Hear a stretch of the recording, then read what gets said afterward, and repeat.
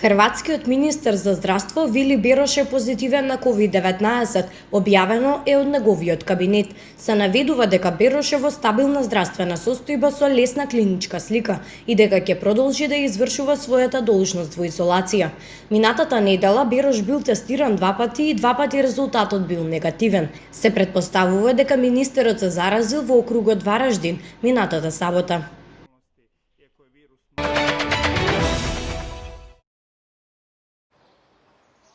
Бугарија е на третото место во Европската Унија и втора на Балканот според смртност од COVID-19 врз основа на период од 14 дена, изјави главниот државен здравствен инспектор Ангел Кунчев.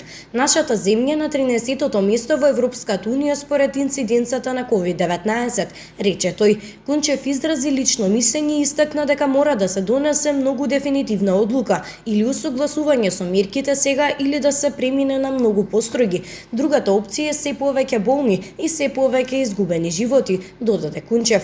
Во изминатите 24 часа во Бугарија беа потврдени 3938 нови случаи на COVID-19 од 9949 тестирани примероци.